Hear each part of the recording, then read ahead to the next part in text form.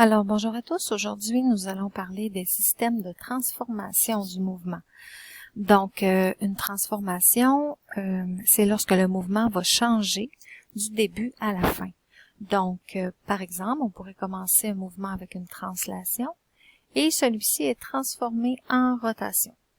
Une rotation pourrait devenir une translation. Donc, vous voyez que le mouvement au départ n'est pas le même que celui à la fin. Donc, on a des systèmes qui permettent cette transformation-là du mouvement.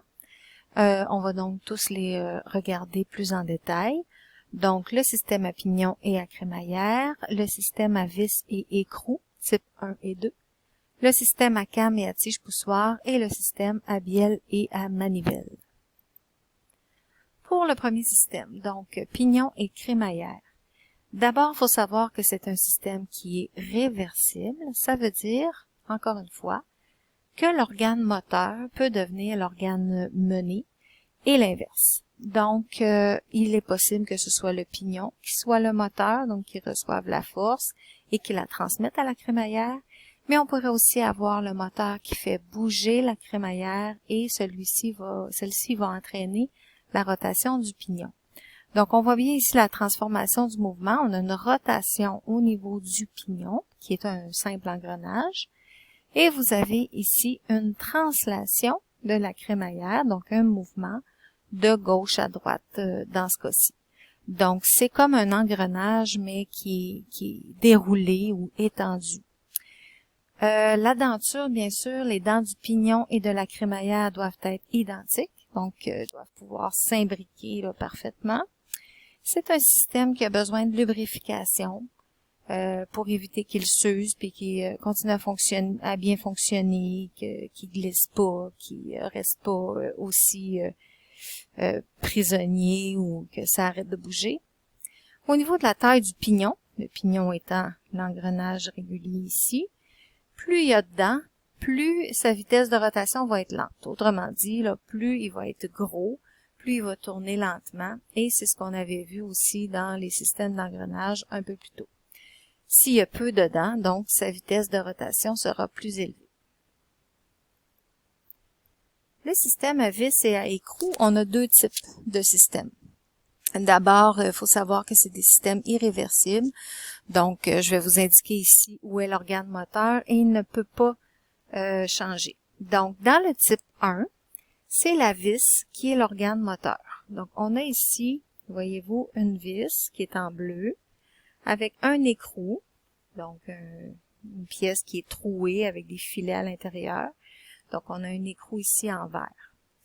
Quand je fais tourner la vis ici, mon écrou va se déplacer le long de cette vis-là. Et là, vous voyez ici le guidage de l'écrou qui est en bas, là, qui est une espèce de fente qui va permettre à l'écrou de bien se déplacer. Et donc, l'écrou va être l'organe mené et la vis va être l'organe moteur. Ça, c'est le type 1. Dans le type 2, c'est l'écrou qui est l'organe moteur. Donc, on a ici la vis qui est en bleu, puis l'écrou, lui, il est fixe. Donc, il ne peut pas bouger. Ici, l'écrou, il était en mouvement. Ici, l'écrou ne bouge pas et c'est la vis qui va se déplacer. Donc, l'écrou est fixe. Vous voyez, il y a même une encavure, là. Et je vais faire tourner l'écrou. Ça va être mon moteur. C'est le moteur qui va l'entraîner. Puis, la vis va avancer et reculer comme ça. Donc, ça, c'est le système 2. Pour le type 1, bien sûr, les filets doivent être semblables, mais aussi pour le type 2. La différence, c'est que ici, l'écrou ne fait pas de rotation, donc l'écrou bouge pas. Tandis que dans le type 2, l'écrou est fixé et ne bouge pas non plus, et son seul mouvement possible est une rotation. Donc ici, il bouge pas du tout, mais dans le type 2, il fait quand même une rotation, puisque c'est lui qui est l'organe moteur. Donc, vous voyez la différence principale, elle est dans les encadrés bleus, là. Donc, ici, on a une rotation de la vis et une translation de l'écrou. Ici, on a une rotation de l'écrou et une translation de la vis. Mais dans les deux cas, ce sont des systèmes de vis et écrou. Le système à came et à tige poussoir est un système irréversible lui aussi. C'est-à-dire que on a ici la came, qui est cette espèce de rondelle-là, qui peut avoir des formes étranges. Donc, on a une came ici avec des formes particulières, qui peut être ovoïde, donc en forme d'œuf, qui peut être ovale, qui peut être circulaire. Donc, la came va tourner et faire bouger une tige en translation. Donc, ici, quand ça va tourner, la tige est collée après. Elle reste collée après à cause du ressort.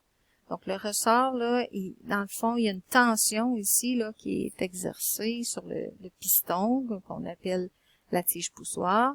Et donc, quand la grosse partie de la came va passer devant la tige, ben, la tige va être repoussée, donc, de ce côté-là.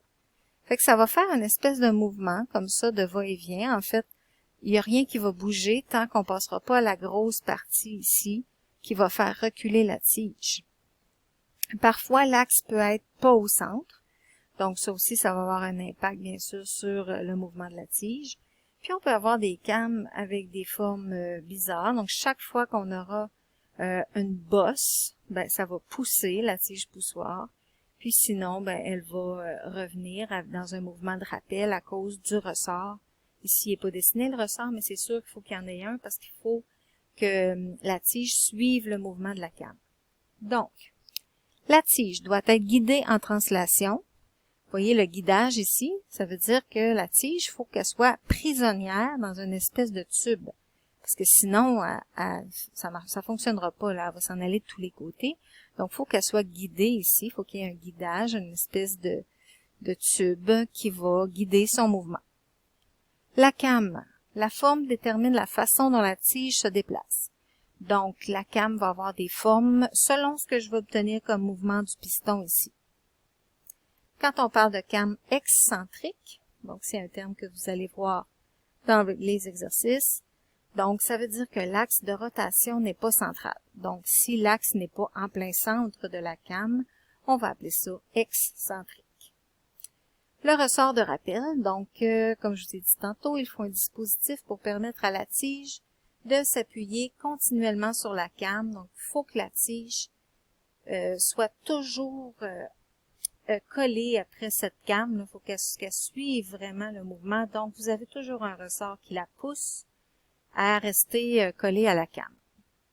Donc, voilà, ça fait le tour. Oh non, il nous reste le système bielle-manivelle.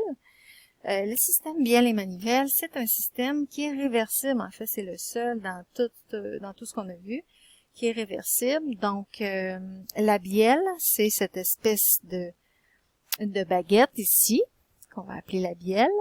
Et la manivelle, ça sera cette espèce de cercle ou de roue à laquelle la bielle est collée.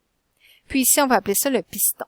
Donc, le piston va circuler dans le coulisseau qui va lui servir de guidage. Puis la bielle, va être collée après cette roue-là, donc va entraîner le mouvement de la roue. Ou l'inverse, la roue tourne et ça entraîne le mouvement du piston. Donc, ça comporte 2 bagues pour se lier à la manivelle et au piston. Donc, les bagues sont indiquées ici.